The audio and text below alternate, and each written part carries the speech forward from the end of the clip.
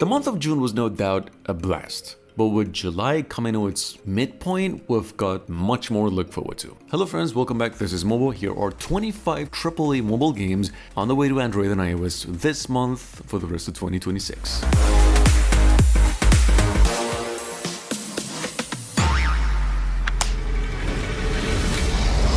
So first of all, I'm gonna call this a honorable mention, get through with it. Honor of Kings World right now, one of the biggest mobile RPGs in development. I mean, it's not even in development anymore, it's out there in China and the early impressions are basically off the charts. It is massive in scale, in size, in combat. They got everything almost done to perfection for this game. And it's not a full MMO in the classic sense either. It's sort of like a mash of Genshin Impact meet MMO, with co-op, shared worlds, everything. If they polish the game even further for the global version, this could without a doubt be a defining moment for all the AAAs in the making for Android and iOS. Sitting on TapTap and also signed up a little over 15 million times on its official website. And no, Animo's not available yet, but if you are in China or have a way of gaslighting that region, you could play the game like right now. Or you could sign up like everybody else and wait for the closed beta and hopefully get approved until tomorrow. However, that's not even why we're including Animo in the list. The reason is, in fact, this game might literally reinvent this whole genre. Not just Pokemon, but like Pal World. This game is definitely one to keep an eye on. The closed beta starts July 9. Sign up now. You've got until tomorrow to sign up. It'll be available on Android, iOS, PC, and consoles as well.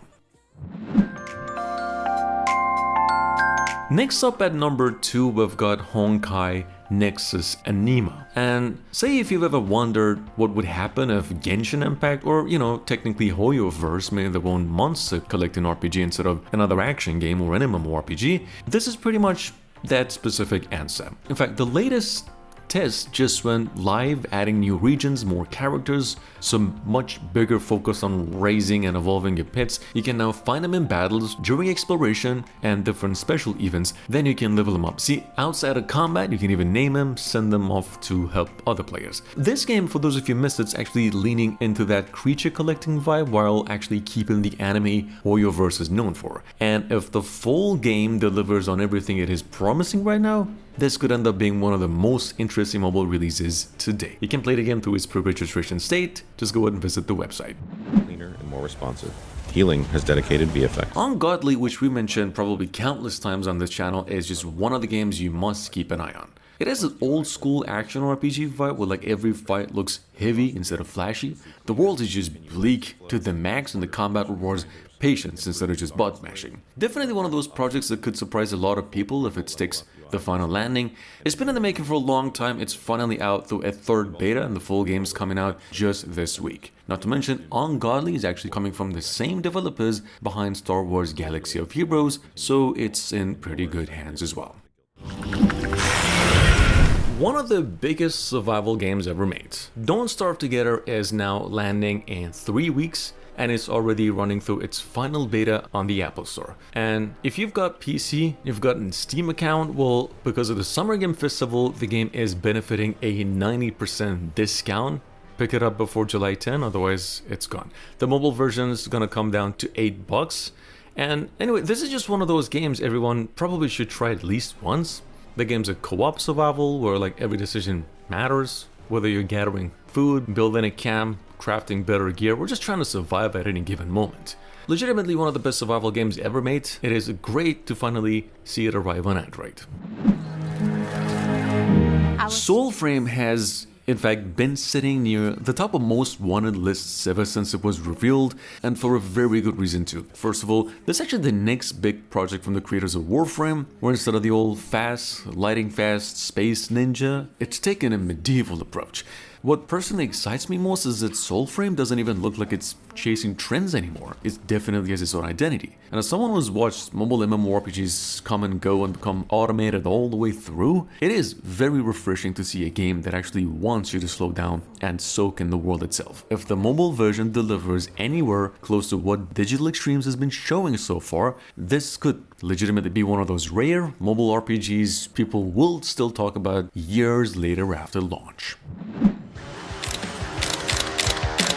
If you're in need of an intense sort of ride, trial Xtreme Freedom might have everything you need down the line. In fact, there was a time when the original Trial Xtreme games were like basically everywhere, and judging by everything shown so far for this game, this new entry is trying to bring that addictive, just one more run feeling back with a much bigger scale. If they keep the controls tight, avoid stuffing the progression with a lot of unnecessary grind, Freedom actually has a real chance to bring this classic mobile franchise back into the spotlight. Check it out, it's actually coming out July 28th.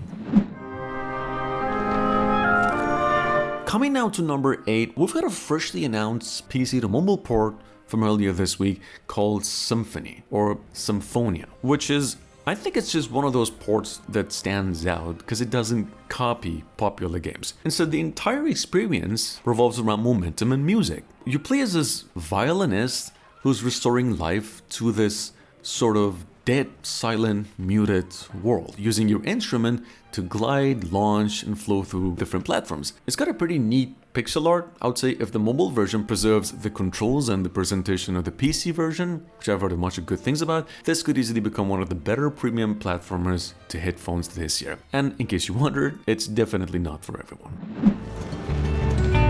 Memories go. Sea of Remnants is now actually available. You can play the game with a Chinese VPN and a translator app, of course. The English versions, however, coming out around July, although a full version still on the wraps. For those of you who missed it, in fact, NetEase and Joker Studios are going all the way console tier, like all the way. The story is, well, you play as a sailor with no memories in this game, sailing across oceans, fighting, packing up a crew, and slowly uncovering whatever happened to the world that made everyone, including yourself, a puppet. So it's an online game. It's about 15 to 20 gigabytes in total, depending on your device, and it's currently in a beta. Going down to number 10, we've got Warhammer Boltgun, which is now actually coming to Android and iOS, and is also a little bit retitled to Boltgun Boom. Simply put, this is in fact one of the finest old school boomer shooters ever made that honestly I think it fits the platform even better than expected.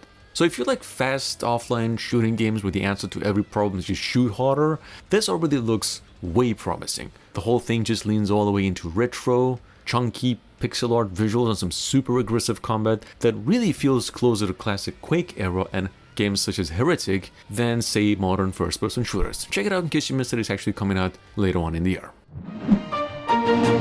Earlier this week, we found out that Nevergrave is on its way to Android now. So for those of you who missed it, it's actually a paid premium game with a price tag of $5 and one that works with the control as well. So Nevergrave is a Metroidvania, is a classic, but with almost all the right ingredients to become one of the strongest Metroidvanias you can play on your phone. It has a satisfying loop of discovering shortcuts, getting new powers, and just constantly finding new places you could reach before, all the good stuff. Check it out, we're not sure on which day, but it's set to be coming out this August.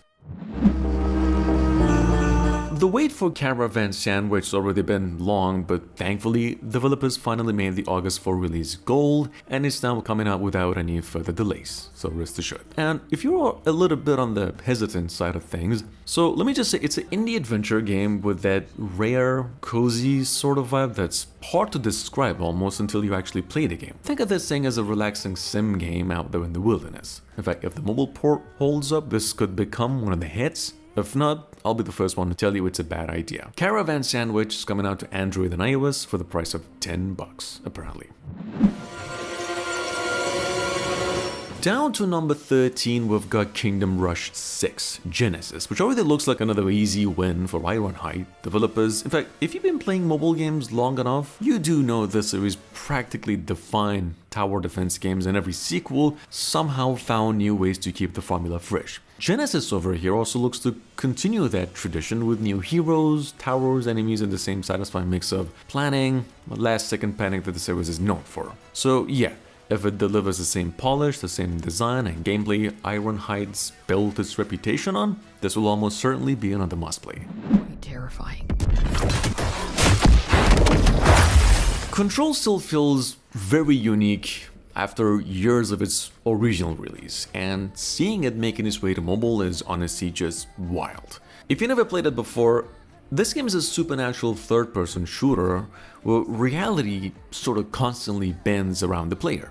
Like for a minute, you're sort of shooting your shape-shifting pistol, and next you're ripping chunks of concrete out of the walls and launching them at the enemies with telekinesis. What I'm trying to say is that it's almost unlike anything else you played on mobile. And the original iOS port really did a fantastic job at delivering. This time, Control Resonant is landing on both consoles, PC and iOS. September 24, bringing an even bigger and deeper journey. Check it out. It'll be a premium game for $19.99.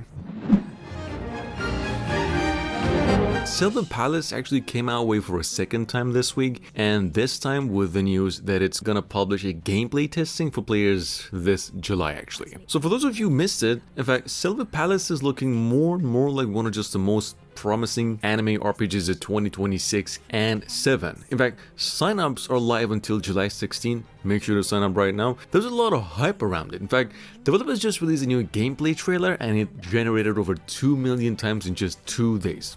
Silver Palace is also set in a Victorian era open world with detective investigation pacing at its core strategy. It's got Unreal Engine 5 graphics that honestly look closer to a PC game right now. I would say if beta lives up to the trailer, this could legitimately end up being one of the biggest launches we've ever seen on mobile and probably even win a Game Award. Abyssal Soul already has a lot of mobile players' attention because Chili Room, the publishers, usually know how to make games that are easy to get into but surprisingly difficult to put down, basically. And this time, they're going in with a roguelike deck builder. And so from everything we've seen and played so far, it is definitely legitimate. The dark fantasy gives it a much moodier feel than most mobile card games, and the hand-drawn visuals have a ton of personality without even trying. If Chili Room sticks a landing globally, Abyssal Soul could end up being one of the standout card roguelikes of 2026, without a doubt. He's at the top of his game, and at the top of the food chain. Dave the Diver is one of those rare games that just completely deserves the hype around it. Personally, I'm excited to mobile players are finally getting a chance to play it. Because if you haven't, on paper, it sounds sort of weird, which is you spend your days diving into the ocean, catching fish, then at nights you're sort of running a sushi restaurant. And somehow those two completely different ideas fit together perfectly. That's almost impossible to just put down. If the mobile global version really is the full experience, it'll not just be on the great port, it'll be one of the easiest recommendations of the year. On another hand, on number 18, we've got Pixel Gun 2, which feels like someone took classic arena shooters, dropped them in a blender, and went bananas with it. Like, if you grew up during the golden age of mobile gaming, there's a good chance Pixel Gun 3 was part of your childhood. In fact, this feels less like a simple sequel, more like a complete reinvention. The cel-shaded sort of blocky style is still there, except now maps can fill the part as the match goes on. Cross-platform included, this game is scheduled to come out on August 26. Check it out. JoJo's Bizarre Adventure GS is in fact a lot riding on it right now because JoJo fans we know don't settle for good enough. The art, the animation, the faithful recreation of the iconic scenes already look fantastic, and seeing characters from multiple story arcs finally sharing the same battlefield is exactly what fans have been in fact waiting for. This is actually one of the few games that actually feels like it's trying to do its series justice. So all that's left is that if they can keep the gacha fair and the endgame rewarding, this will definitely end up a hit. This is gonna take up to another 3 months. Sometimes that cuts down to a month. We've seen that happen before. If you missed it before, Dinkum is officially targeting Android and iOS, and it's bringing one of the best indie life sim games of just pretty much the last few years to mobile audiences. So it's a survival sim game that lends farming, mining, crafting, fishing, and town building, all of that with survival mechanics inside an open world as well. In fact, the mobile version includes optimized controls, handheld friendly menus, and both local and online co-op, so you can build your little outback paradise with friends as well. So look, if you missed it on PC, this is easily one of the most charming life sim games you can actually pick up for free soon.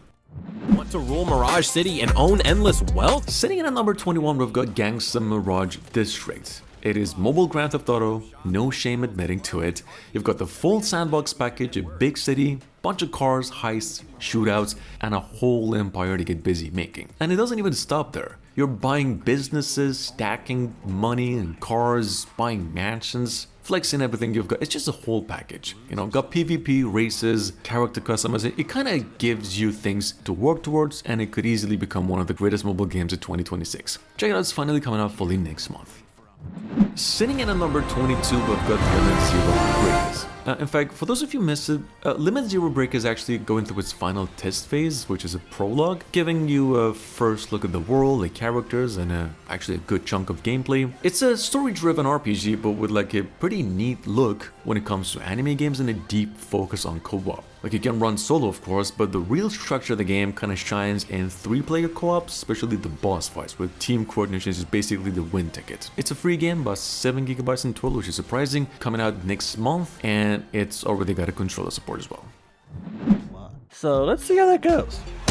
At number 23, we've got this thing over here called How Many Dudes, which I would say is a kind of game that makes you laugh at first. Half a day later, you realize this developer's laughing back, because you had no idea what you got yourself into. Like, the premise is just completely ridiculous. You recruit this army of dudes to fight for you, but underneath the humor is some deep roguelike deck building stuff. It doesn't take itself seriously for a second, but the strategy absolutely does. I can already see this becoming one of the hidden gems people won't stop recommending this year. It's gonna be a paid game for $9.99. It's coming out July 30. Shadow. Now, on another hand, Case Solve the London Files caught my attention especially because, first of all, it don't seem trying to be another detective game where you just tap stuff and find the hidden item and just go further, but instead it wants you to think and come up with a solution for a different kind of puzzle every time. You gather clues, compare different witness statements, eliminate suspects, piece everything together using logic. In fact, do you remember Duck Detective? It's just a human version with a proper mystery novel attached to it. At number 25, Pixel Defenders is taking a bunch of ideas in tower defense, hero merging, idle progression, trying to package them into something that's very easy to pick up, of course, and enough reason still to keep grinding. It's a free game coming out September. If the hero balance is good and the progression doesn't become another grind, I don't see this not turning into one of those tower defense games people lose days with without even realizing. It's coming to Android and iOS. It's set to be an online game. In case you missed it this past couple of weeks, Bandai Namco is about to release Digimon Up on Android and iOS July 28. It's the old Bandai Namco, you know, trying to turn monster raising into something that fits into your daily life loop. A very light touch Digimon. It's not heavy MMO stuff, more like a companion game that grows with you over time. It's got the familiar monsters, simple progression, that classic collect and evolve sort of loop. And last but not least, we've got over here something called Cat Butler, looking like one of those idle RPGs that's really aware. People have a very soft spot for cats. One of those games to keep an eye out for, why not, coming out just a couple of weeks. And from what we've seen so far, it's actually aiming for a sort of a cozy one rather than a hardcore sort of grind, with just a ton of charm. Idle RPGs, you know, live or die by their progression loop. This one seems to be, you know, coming around prepared. Anyway, thanks for watching. I really hope you enjoyed. I'll see you again tomorrow.